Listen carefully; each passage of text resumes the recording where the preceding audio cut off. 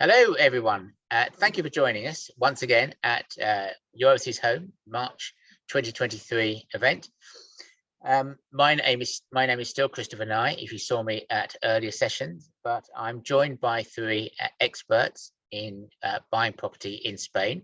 And the focus very much is on the buying process, how to buy safely, how to get exactly what you want at the right price, and those kind of matters. So do please put your questions in the Q&A tab at the bottom, and stop those noises. And yeah, if you put your questions in the Q&A tab, I will get them answered as we go along.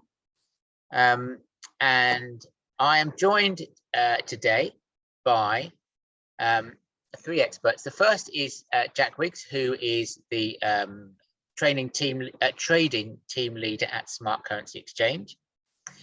The second is our estate agent, Shirin Sharifi, who is the Spanish estate agent. And then we have Emma Belgum from JLCA and Associates Lawyers, and she's based in Alicante. Shirin is based in Costa del Sol. I'm based near Brighton, and I don't know where Jack is. But the important thing is to get you to Spain. So if we could just start off, Jack, if you could just give a quick explanation of who you are and roughly what Smart do. Yes, thanks, Chris, and welcome everybody. Thanks for joining today. Chris said, I'm Jack. I work at Smart Currency Exchange. We're based in London in Hammersmith, and we're the trusted voice in international payments. So our role in your buying journey is to help you manage your currency exchange. And manage the risk, limit your risk in association with the pound to euro exchange rate. So there's a variety of ways that we can do that, which we'll come on to a bit later, but that is our role. It's here to help you manage your currency exchange, your currency risk when buying property in Spain. Brilliant. And then we have Shirin. If you'd just like to tell us a little bit about you and the Spanish estate agent. Good morning. Yes, I'm Shirin Sharifi. I'm the sales director at the Spanish estate agent. We are based on the Costa del Sol west, I would say. We cover the area between Malaga and Gibraltar and inland properties as well. I have 24 years experience in real estate on the Costa del Sol now in all aspects of the business. And we have a full team with 7 different languages spoken in the office. All my staff, as I say, have many years experience as well. We have properties of all different types, whether it's a 2-bedroom apartment, a studio, right up to country properties, fincas, land, and of course, large villas as well. And yeah, we try to make the process for you as simple as possible. We try to listen to what it is that you're looking for, but I'm sure we'll go into further detail with Chris later during presentation. Brilliant. Okay, and then Emma, tell us a little bit about JLCA. Thanks. JLCA Lawyers is a Spanish legal firm. We're based in Alicante, but we cover the whole of Spain, including the Balearics and the Canary Islands. We have offices as well in the UK and in the US. We cover all areas of law. Obviously, we do specialize in property purchase, international inheritance, residency matters, but we do also have full civil and criminal departments within our firm. We're a multilingual firm again. Our emphasis is on native speakers, so that it's not just a case of translating the information that you're getting, it's interpreted in a way that makes sense and that you understand, because the whole point of buying and living in Spain is that you want to be fully understand everything that's going on at all parts. The firm itself has been running for more than 24 years, and we'd just be pleased to answer any questions that people may have, whatever they matter, if it's regarding Spain. Excellent. I'm going to be talking to Emma specifically on the visa process, that kind of stuff, at 12. So today we're going to be, so in this session, we're going to be mainly talking about the buying process. And that, do put your questions in the Q&A tab. We'd love to hear them. But in the meantime, I'm just going to be sort of take us through the process, all with an aim of ensuring you buy safely. So, Jack, tell us about the different currency transfer options, because I know it's the kind of the really worrying bit, sending our life savings to Spain. How does Yeah. what are my options? Yes, so it can be quite a daunting process moving a large sum of money that you spent, most of your life saving up to move over to Spain. So very exciting, but very daunting. And our job is to hold your hand through that and make it as comfortable and as easy as possible.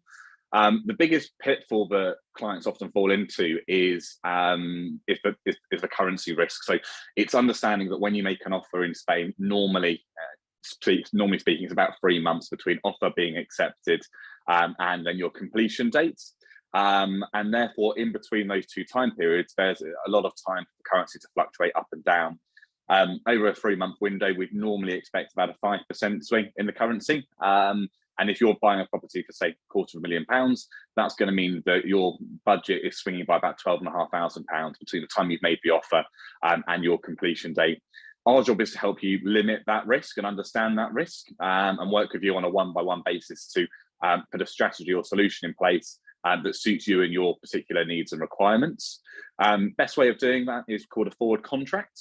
So a forward contract locks in an exchange rate for you to then use in the future. So again, using the example of £250,000, if you're spending £250,000 in euros and you've made an offer equivalent to that, you want to know exactly how many pounds that property is going to cost you at the time that you look to complete. And you can do that by locking in an exchange rate for your completion date. So you do that by paying a deposit to Smart Currency. We would then lock the exchange rates in, and then you'd pay the remaining amount of pounds to ourselves just before your completion so that you can then go and complete on the property. And all the way through that duration, your exchange rate is locked, the amount of pounds you're spending is locked, and therefore the amount of euros you're buying is also locked as well. Now, that's one of the options. There are other options that we can discuss with you as well. Another option is as a spot contract. So a spot contract is very straightforward. You're moving money from A to B, and it happens very quickly. So you can come to us today. We can move money from the UK to Spain for you to then complete or pay a deposit. And it's often used for reservation fees and deposits mainly because there is normally quite a quick turnaround from needing to move the euros into Spain. So they're the two most popular options that we have.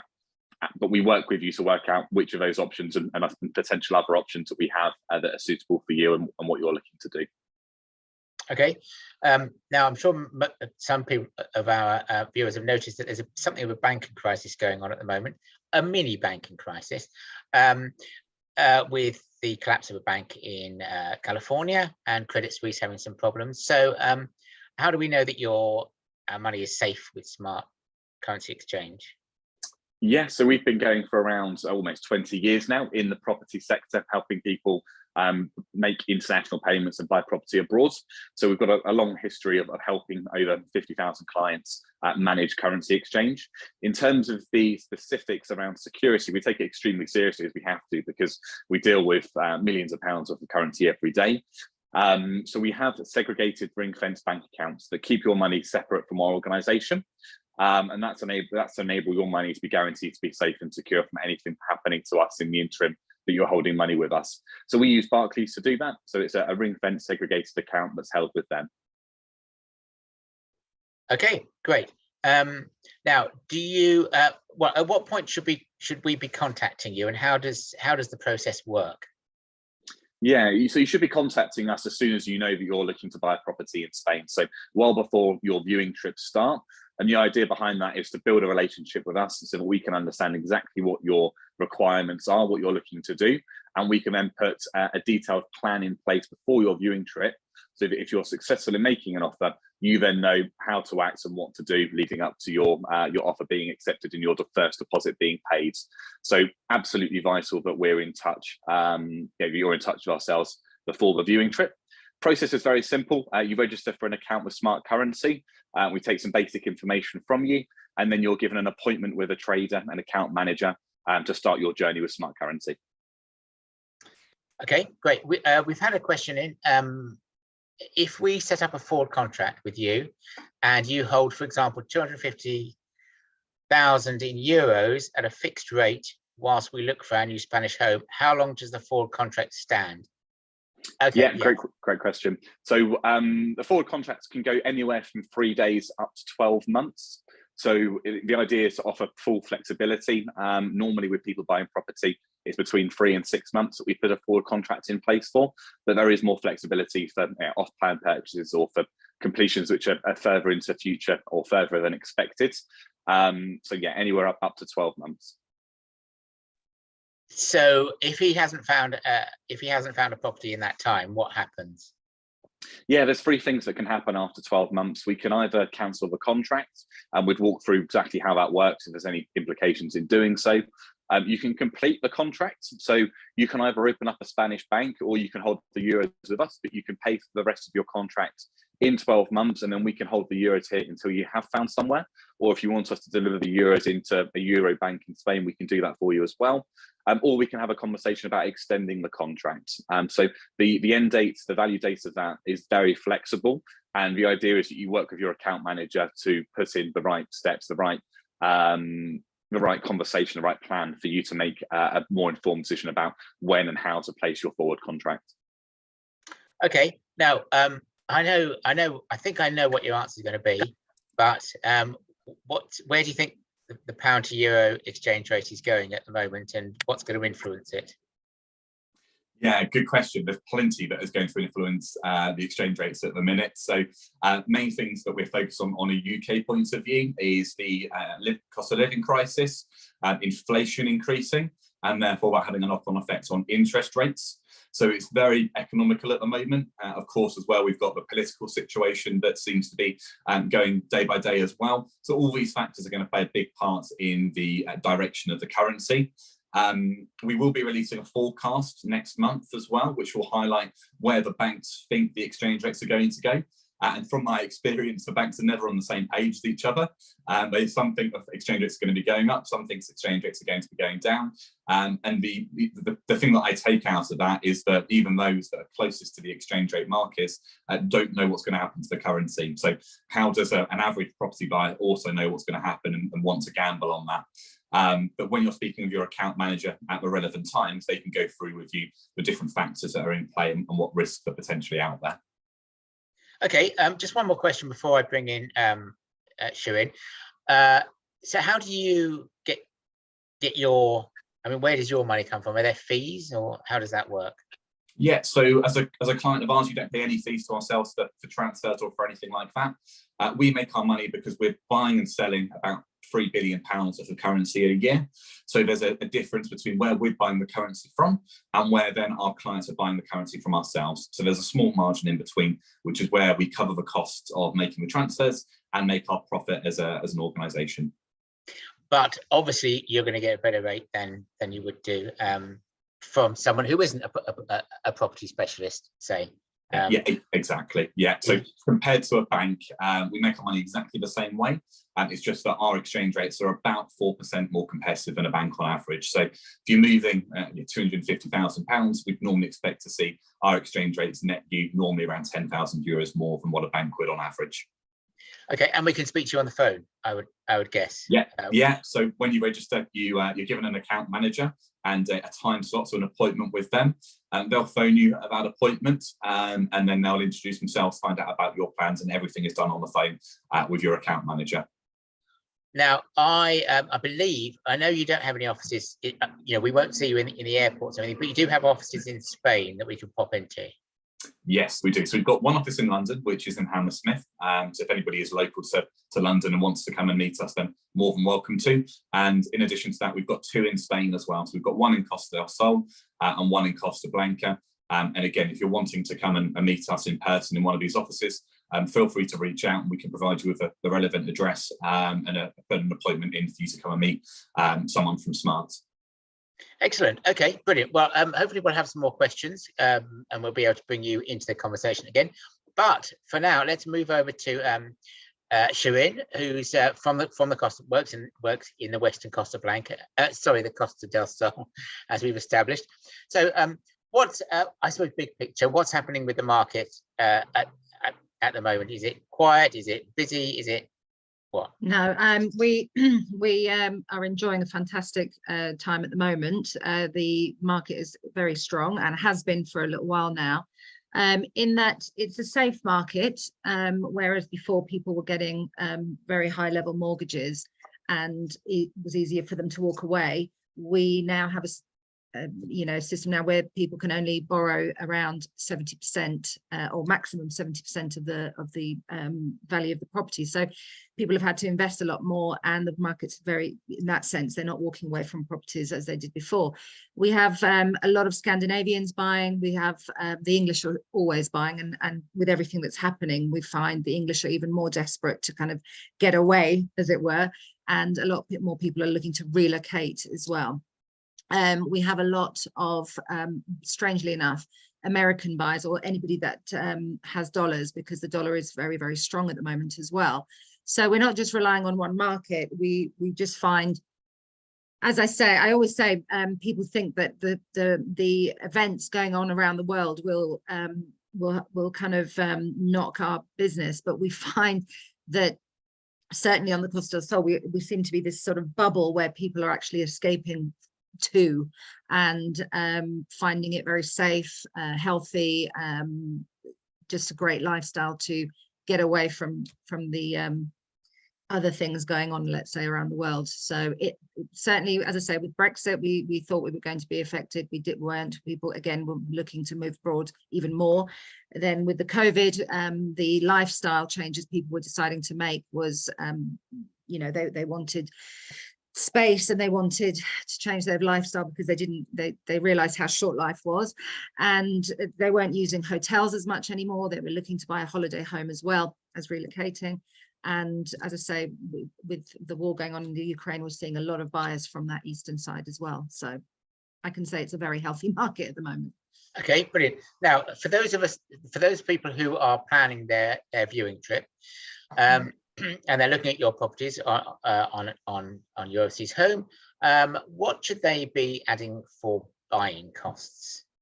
So in Andalusia, we're very fortunate in that the Andalusian district is trying to become the most tax efficient province in Spain. So they are slashing taxes wherever they can, and it's really to attract investment, but to also compete with Madrid and Barcelona. So whereas before you had, I mean, I'll go into more detail later, but they've slashed wealth tax, they've slashed inheritance tax, it's 0. So that's really attractive for a lot of people that were worried about their wealth being taxed on. So when they're buying, whereas there used to be on a second-hand property, there used to be a sliding scale of transfer tax. It used to be 8%, 9%, and 10%, depending on how much you were buying at which price level. It has now been again slashed to 7% across the board. So in some cases, that's a saving of 3% on your buying costs. So on top of that, you have legal fees, notary costs, and so on. I know Emma doesn't like to work in percentages, and I understand, because some of the costs are fixed. But if you are going to put a gun to my head and tell me I have to give a percentage, then I would say around 9.5% to 10%, let's say 10%, to cover absolutely everything, NIE applications and so on, your tax number. Then if you're buying new property or off-plan property, all of those costs are the same, except there's no 7% transfer tax. However, there is 10% VAT plus 1.2% stamp duty, which has been reduced from 1.5. I have all this information on a great document that we can send you. We have it on our booth to download, but there are differences between buying new and buying secondhand. Now, these amounts I'm giving you do differ from province to province, but in Andalusia, as I say, those are the costs that we're looking at. So on a resale, I would add 10%. On a new property, I would probably add around 13.5%. Okay, now, but if I'm looking at those properties, so I'm adding on that amount, what might I be thinking? Oh, I can make a cheeky offer. I might get a bit off.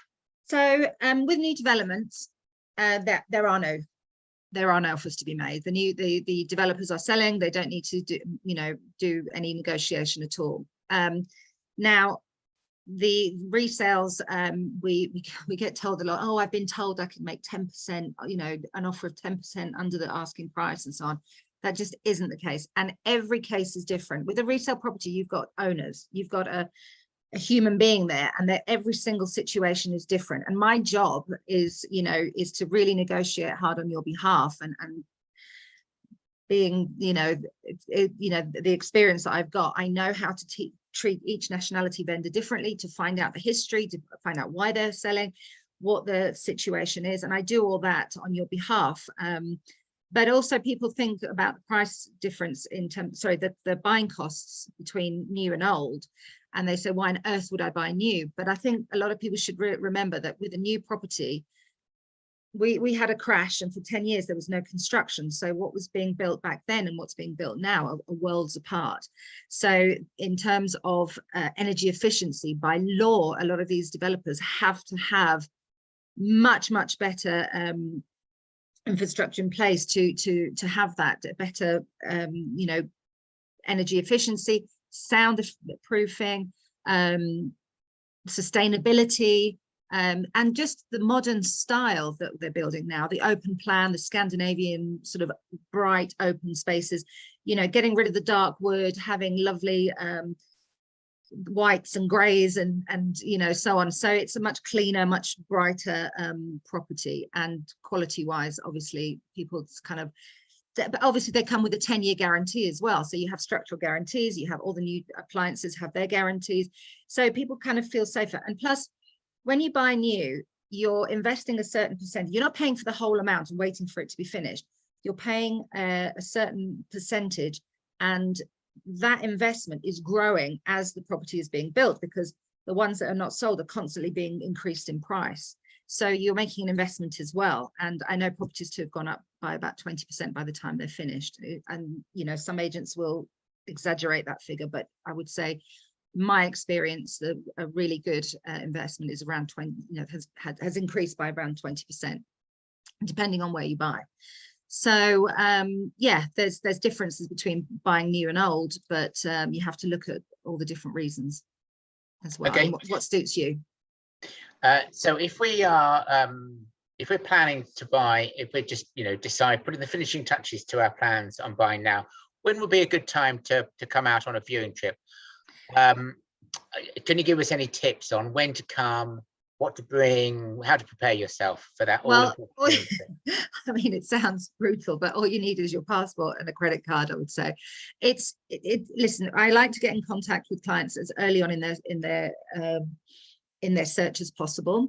We do lots and lots of homework beforehand. We swap properties, and I'll explain how we work in a minute, Chris, but we swap properties, we discuss areas, I look at your budget, what it is you want, 50% is the property, 50% is the area and what you want to do with your lifestyle there.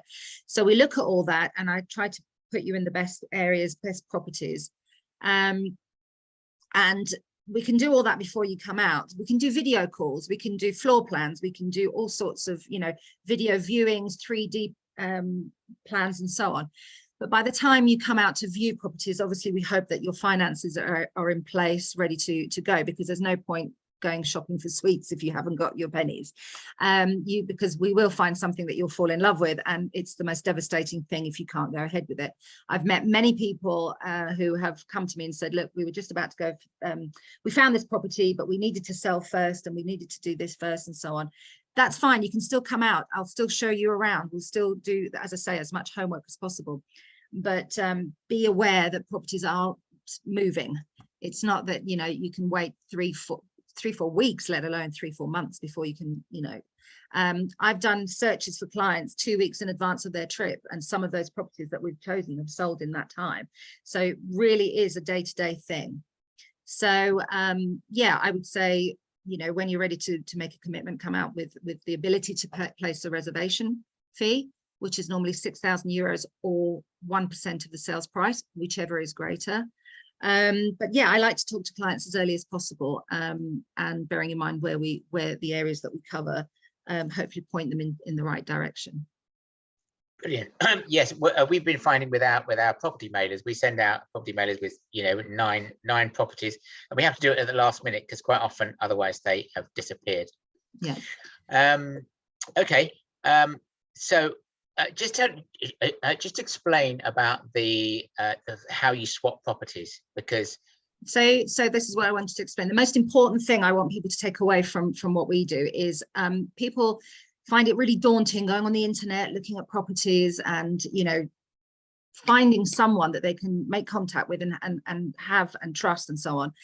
As I said before, I have 24 years experience in real estate here on the Costa del Sol. I have very happy clients. We have a whole Google review page that you can go on and find us and look at real people and so on. All our marketing is based on using real clients and so on, their experience. Then what I do is I listen to what it is that you're looking for. And as I say, really work hard with you and then I go and I deal with all the other agents. I have access to every single property that is for sale on the coast. However, I spend most of my time with clients sending me list after list from Rightmove, from Place in the Sun, all these other, and 9 times out of 10, the links they're sending me are from agents that are trying to use properties that don't exist or were sold a long time ago, but look extremely attractive. And they use it as a hook to get clients in. And this morning, I've been spending my morning weeding out properties for a client that I met at a show, and he's coming out soon and we're swapping properties. But all, out of 5 of the ones that he sent me, 3 of them were sold, I know for a fact, were sold last year, not just in the last few days, last year. So yeah, we spend a lot of time cleaning up that list, let's say. And yeah, so we have access, so you can deal with one agent. You don't have to have a conversation explaining yourself a million times over. I work for you, I don't work for the vendor. I'm there to find you the right property. And therefore, the more I talk with you, the more I engage with you, the more I understand and listen to what it is that you're looking for, and hopefully do a good job and find you something that's right, rather than pulling you in all directions because it's my property and I want you to buy my property. For me, it's not, that's not important, because then half the time they're not my properties. But what I'm doing is acting as your organizer of your trip, making all the appointments. You don't have to make appointments with 20 different agents. I'll be the one person that makes all the appointments for you. They'll be in geographical order. They'll be in the right time order, because I know where the properties are. I know how long it takes to drive from one to the other. I know the agents. I can find out all the background information on the property and have everything prepared for you, so we don't waste any of your time. I'll have the lawyer's appointments set up. I'll have the bank account set up for you to open if you wish. We can talk about finance before you even come out. We can introduce you to banks and mortgage advisors beforehand. It will all be funneled down to making your trip as productive as possible without any waste of time, and hopefully you can spend some of your time enjoying it as well and make it fun. For me, it's really important. It's a really exciting thing to do, and I want it to be as much fun for clients as possible. So yeah, just Brilliant. to make it okay easy. Excellent. Well, I'm quite enthusiastic to come already. Okay. Good. Step this way, Chris. So sitting very patiently has been Emma. So Emma, tell us about the legal aspect. Why don't you just give us a quick run through of the process that we'll be going through. Oh, in terms of purchasing the property, we would, from our point of view, we would always say it's important to have an independent lawyer. Shirin actually brought up, she does take them to exactly that. This is just to make sure that everything is in order with the property that you're looking at, and it is suitable for what you want it for. There's lots of reasons that people are buying a property. It may be for a residency application later on to live permanently. It may be for a holiday home. It may be for an investment. If it's going to be for investment, then you need to make sure that it's something you can get the tourist visa for. So it's those initial stages is firstly where your lawyer will be double checking all of the paperwork itself of the property, the registry, the local town halls, to make sure there's no infractions, no encumbrances against it, but also that it is what you want and what you're going to be able to do.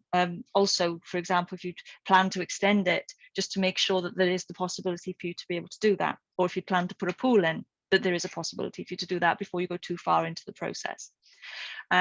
Then you'll be, as Shirin mentioned, the deposit that people will normally pay on a reservation whilst this is happening. Across the whole of Spain, this varies a bit more. It can be anywhere between 3,000 to 6,000 euros typically. For a higher value property, perhaps a little bit more. but you're then moving towards the private purchase contract or deposit contract. And the clauses that are in that contract are really important because they're binding to notary. So it's really important that it's written in your favour, and include, if there's any paperwork or anything that needs to be checked, that is written into that contract. You'll be paying 10% typically of the total purchase price on signing this. So it's important to make sure if there is anything wrong that you're able to pull out and get your money back. Assuming, as in the majority of cases, that that's all okay, you'll then move forward to the final signing at the notary. And then following that, we would normally arrange for the inscription at property registry, liquidation of your taxes, setting up your bank account and having the direct debits for your property all set up so that you're ready to go. Okay, fantastic. And how long does that all take? Well, it really does depend on the buyer and the seller. I mean, it can be done in a month and a half. It can be delayed if the parties wanted it for 2 or 3 months. But it can be done in a month and a half if that's the case in both parties want. And with the reservation deposit, so with that, would I run that contract past you before getting out my credit card and agreeing to a few €1,000 reservation deposit? Would I contact you and sort of send you that document over to look through? I appreciate that Shirin we would trust, but some estate agents we might not. Well, I've seen in some cases where what they thought was a reservation deposit was actually a lot more detailed and more like a private purchase contract. So if you've got a contract which is pages long, then that should be assigned to, your lawyer should check it for you first. Many people will sign a very simple reservation, which is basically taking the property off of the market, agreeing a price that you've discussed with the proviso of going on to a private purchase contract. And if that's the simplicity of the contract, of course, somebody can go ahead and pay a deposit themselves. Obviously, making sure you've got a receipt or a copy of the transfer, so you've got a legal transaction. But from our point of view, anything that you sign, anything at all, it's no problem for you to run through it with us, no problem at all.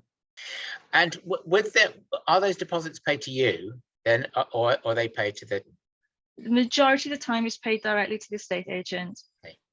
Okay, fine, great. Okay, so what kind of paperwork am I going to need to show you and to show the estate agent when I come over to get that property? From our point of view, I mean, it's basically putting us in contact with the selling agent, the legal representative of the seller, and we will then obtain all of the information with regards to the property itself directly from them. From the client, we will be asking just general identification information, passports, whether they've got an NIE number in place, to sort all of those things out. They don't need to come to us with documentation. We will work on that from the point that they're engaging us. Do they in fact have to come out at all, or can you do it all by power of attorney? We can do it all by power of attorney, and that can be signed in Spain, it can be signed in the UK. We would normally recommend doing that because it provides all of the options for the buyer. Sometimes we've done the power of attorney and they've actually come out for the signing, which is absolutely fine as well. But it does mean you've got that relaxation, knowing that everything could be taken care of and you don't have to sit queuing at the notary office. You can just pick up the keys and get started. Now, the notary is a thing that we're not really used to in this country, and can you just explain what they are and what they aren't, perhaps, is more importantly, and who chooses them and what the practical implications are? Am I going through going onto Google saying find me a notary in Benalmadena, or how does it work?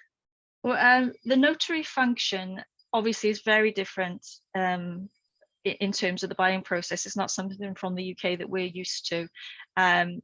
Any transaction of a property, whether it's inheritance, donation, purchase, everything always goes through a public notary.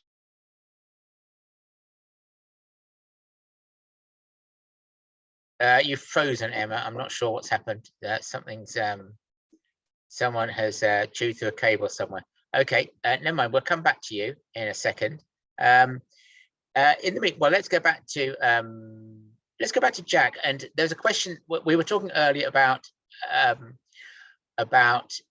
off-plan buying, and I did occur to me, hang on, so if I'm agreeing to buy it now, but it might not be completed for 2 years, I guess that's where you would help with a full contract. Oh, you're muted, Jack. Sorry about that. Yes, so the off plans are a little bit more complicated from a currency point of view than a traditional normal purchase for a normal person buying. The off plans, you're normally going to have staged payments from my experience. So you're going to have several payments over the span of the work being done. And it'll be your account manager, your trader's job to put in place a strategy for you to manage each one of those payments and manage the risk associated with each one of those payments leading up to your completion. If the off plan is longer than 12 months, then please speak to your account manager about a forward contract to see what they can do to help with the risk for the payments further into the future, as well as the shorter term payments you may have. Okay, and also, Shirin mentioned that on a viewing trip, you'd come over with a with a credit card or whatever. But I guess a lot of people are looking at people like Wise and Revolut and thinking, well, why wouldn't I just use those, because they're going to get me so close to the interbank rate. But what are the downside of what do you have that's better than those kind of online only options? Yeah, it's peace of mind. So with the online options, you haven't got an account manager, so you don't know when that money is going to arrive. Shirin mentioned that properties are going extremely quickly at the moment. So if we're working closely with Shirin as the estate agent, we can let her know, we can let you know as a client the money's been sent and when it's going to be arriving. So you've got peace of mind that it's going to be there and the property is off the market. With the online providers, it's not always that quick or that easy to do. Sometimes opening up an account and some of the compliance work can take quite a bit of time, which you can't afford if you're in the process of trying to make an offer knowing that property is being viewed by other potential buyers later that day or later that week. With reservation contracts, we can do the reservation fee for you. So it'd be a case of either lodging the reservation fee with us before your viewing trip, if you're very confident that you're going to be buying, or phoning us while you're over in Spain. We've had phone calls with people in the estate agent's office before trying to make a payment and phoning us to do that for them. So either way, it's absolutely fine. It's best to have a conversation with your account manager before you go to put that in place. Okay, Shirin, you wanted to say something? Yeah, I just wanted to add to that. I've had several instances where people have decided to go down the route, the online and so on. I literally just had a completion day before yesterday, and what's today? It's Friday. So it completed on Wednesday, but it was supposed to have completed the Thursday of the week before, and that's when the contract was to complete on Thursday of last week. Because of the issues they had with the transfer, it was delayed, and it was very a bit of a nervous time for people, and it happened. It was fine, but yeah, I find the peace of mind that Jack's talking about, and it can make everything just flow so much better, so much easier. And that's in my experience. They take the stress out of it for clients. Yeah, brilliant. Okay, Shirin, I know a lot of people, myself included, well, my wife more specifically, will look at a property and think, yeah, I like that, I'm not having that. So when it comes to planning permission, for example, putting in a pool or a garage or what have you, firstly, is that something that you could advise on? And secondly, how complicated is that? Okay, I mean, it's a shame Evan's not here, but I will go through again what I understand. I'm not a lawyer, but I will go through what I understand. So if a house doesn't have a pool, but it's advertised as having space for a pool, then you must realize that it's not just a case of the money that it costs to build one or to put one in. It is the legal costs as well of getting the permit to put one in. And if you're on rustic land, that can be quite complicated, getting permission to put a pool that wasn't there before, to build a new one, to get permission. On urban land, that's slightly different. But to get permission to do certain things can be quite complicated the further inland you go into rustic land and so on. Sorry, Emma, we were just talking about how complicated it is to get licenses and so on. And I said it's a shame you're not here, but you're here now. And in terms, it's not just you know, we can find out pretty quickly when something has these issues or not. I remember I had clients, and it's a great story. We were together for a week, and from Monday to Friday. And on the Wednesday, we found the house that they loved. They fell in love. I was a bit curious because it'd been on the market for a long time, and the price was extremely good and it hadn't sold. So I was like, there's something not quite right here. So not wanting my clients to enter into any, they wanted to buy it. I mean, they wanted to reserve it. That was it. They loved it. So I took them along to the lawyers, and the lawyer looked at it and very quickly went through all the registration of the property, went through all the, you know, historic data that there is in Spain on properties built. And he said, Shirin, it's not only built near a river, it's built on a river. And therefore you're going to have issues if we do, you know, and people say, I mean, the clients loved it so much. They were like, oh, well, it doesn't rain that much. And so on. But I had to steer them away from that property because obviously I didn't want them to have any issues later. We found a house on the Friday, and that's fine. But things can be picked up pretty quickly, but it just shows you how important it is to have good legal representation. Brilliant. Okay. Yes. Yeah. Emma, I was asking about if you have, if you see something and you feel it needs a pool or it needs a bigger pool. The other thing that you have to watch out for is we've discussed this before, is people buying properties to rent out, buying in urbanizations or properties that will never get a tourist license. So if you want to rent your property out short term, you have to be sure that you're buying in a community where the community of owners allows short-term rentals, and also that the property has or can achieve a tourist license. This is something new that we have to now have for short-term rentals. Long-term rentals, there's no issue, but if you're thinking to buy for investment, then that's something really important as well. Yes. Anything to add, Emma? But firstly, apologies for disappearing like I did. My computer crashed and everything just went off. Obviously, I've sort of come in a little bit on the end. I mean, in terms of the tourist license, I mean, there was something I did mention. It's so important to understand what you're planning to do with a property, because these are checks that we can do early on, speaking with the local community to make sure that there's nothing in their statutes which say that you can't do the rentals, with the local town hall that they are allowed in that specific area. Obviously, the application itself can't be done until after the purchase because it has to be done in the name of the owner. Okay, brilliant. Now, I would we're not getting many questions coming in, so please don't be shy. If you've got a specific question, please do ask. One question we're often asked is about surveys. It's perfectly normal to get a survey in the UK. What about in Spain? Where would you advise it? Where do you think it's not really necessary, or do you always think it's always necessary? I'm going to ask Emma first on that one. It's something that's very, very dependent on the property. A lot of the properties, I think Shirin mentioned this earlier on, they've already come with a 10-year building guarantee in terms of structure. When you're looking at properties, there's a lot of checks that people are doing, knowing that it's got an occupation license, a cedula, first occupation license, second occupation license. Lots of people call them different things, habitation certificate. These are already things which are evidencing that the property is in good order. If there's any reason that you're not sure about something in the property, you can ask for the documentation and the guarantee specifically about it. If you wish to instruct a survey, it's not a problem to do so. It's just an additional service that can be done.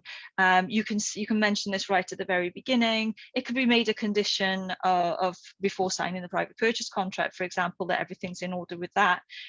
So it's a personal choice, and it's very dependent on the type of property that you're actually looking at. Okay, excellent. A more general question, really, for Shirin. What kind of thing are people buying at the moment? I guess post-pandemic there was kind of a move to everybody wanted the outdoor space. Have apartments grown in popularity again? Yeah, I think you know, depending on budget, of course, apartments are always going to be attractive simply because of that lock up and leave aspect of apartments. They're taken care of when you're not there.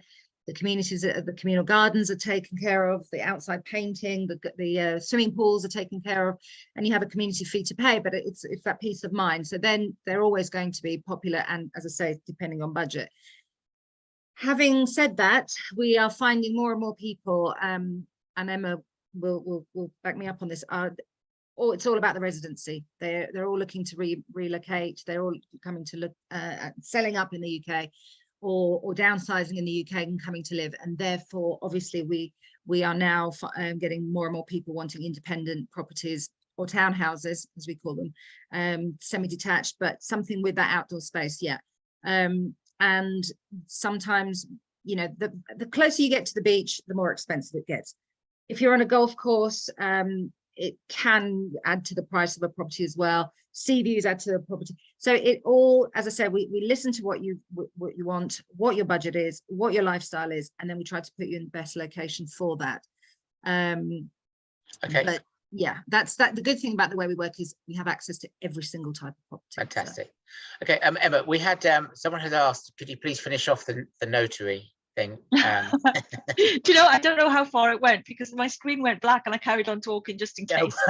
No, I'm not sure either, but I think we've got most of the way through it. But I mean, they are highly qualified professionals. It is a qualification in Spain that carries a lot of respect and a lot of responsibility. So it's important to understand that they are an important step. All transactions for property transfer have to be notarized in order to be legal. Now, in the UK, there are also notary publics. It's just that people don't use them quite so often. So we can do work such as the power of attorney over there. In terms of for the actual property purchase, then the choice of that notary is normally the choice of the buyer, and we would look for use one of the notaries which are actually local to the purchase. There can be exceptions where the seller's suggested a particular one that everybody might be happy to use, but normally it's the choice of the buyer, and as I say, we just work for it to be very local to the purchase. In terms of the UK, if we're arranging a power of attorney for you, then we look for the most local ones to you to get quotes, and then you can go with the most reasonable one that you're happy with for the purpose of that. Okay, great. We've had a couple of questions on visas and so on. However, we have got a session with you, Emma, in a very short space of time, at 12:15. So let's just focus on the buying process at the moment. Having said that, we haven't got a question on that. Yeah, a few questions. Just people asking, do you cover all areas?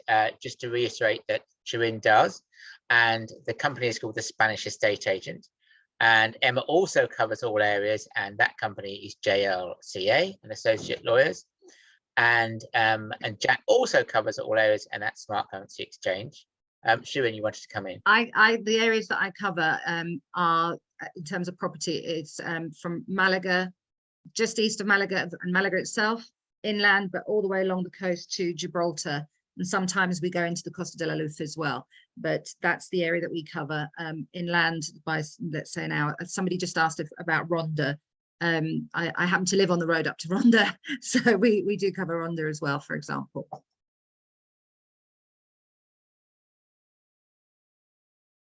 You're muted. Okay, yeah. So I couldn't. It wasn't. My clicker wasn't working. Okay, mortgages. We spoke about mortgages earlier, but if anybody missed that discussion, do go back and watch it on demand. But just to give a sort of overview, are mortgages available in Spain to non-residents? Yeah. Who would you like to answer that?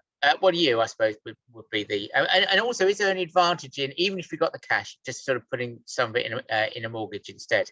So the only thing I would say to you is, yes, absolutely, there's mortgages available to non-residents, and we always say that the maximum they can borrow is 70%. In reality, I think, Emma, again, correct me if I'm wrong, they're lending between 55 and 65% in reality. And the thing is, if you have the cash to buy it, that's fine, but be aware that in Spain, you can't remortgage your property and free up some of the cash, or it's very difficult to. Emma, I'm not sure whether you've done it before, but in my experience, people have bought properties with cash and then want to release some of the equity and find they can't do that later on. So if you're able, if you know, it doesn't hinder your purchase and you thinking about getting a mortgage, be aware of that point. Yeah, we can put you in contact with the most, I would say, commercial banks that are very good with foreigners. There are mortgage brokers that we work with as well, if you want somebody a bit more creative. And then we have, yeah, we would try to do that and get an answer from the back before you even come out for your viewing trip, if that makes sense. Absolutely. You know, finances should really be in place beforehand. If I could add a little bit on in terms of mortgage, it's important to understand the difference with mortgages here in Spain is that they are notarized as well. There's no such thing in the same way as of a flexible mortgage, because if you want to change your mortgage conditions in any way, you have to go back to the notary with the bank and have a new deed drawn up, which means you have notary and registry fees. When you actually have the mortgage itself, since 2019, 2020, it was changed so that you have to have 2 notary signings on purchase. Firstly, you sign for the mortgage conditions before a notary, and then a few weeks later, you're able to sign for the purchase itself. So there's just additional things to have in mind when you're looking at a mortgage, because they do work a little bit differently. It can be a absolutely great option, obviously, to have a good deal and to be able to purchase a property for more than the deposit that you've actually got ready. But it's just there are other conditions and things you need to take into consideration. Sure. Okay. Jack, you wanted to add something? Yes, I was just going to say with mortgages as well, of course, you're going to need to move money out to Spain to pay for mortgages. And we've got a regular payment plan that we can talk you through as well, which works like a direct debit, where if you've got a particular amount of money that needs to be in Spain each month for mortgages or even for living costs or pension transfers, there are options that we can explore with you to help manage that and make that more efficient from a currency point of view as well. Okay, thank you. So just to reiterate, Shirin doesn't cover Valencia and those sort of Costa Blanca areas. However, we do have a session on the Costa Blanca later, and we have other partners who do cover Valencia. Right. Do you buying to rent out? Have you got any recommended areas, Shirin, for if that's an important area, or places to avoid in your neck of the woods? I think it's quite logical, really. What most people want is you know, the usual access to amenities, access to bars, restaurants, shops, and so on. And there's several things that affect our area. What I would say in our area is that when you're investing your money, you want best use out of it.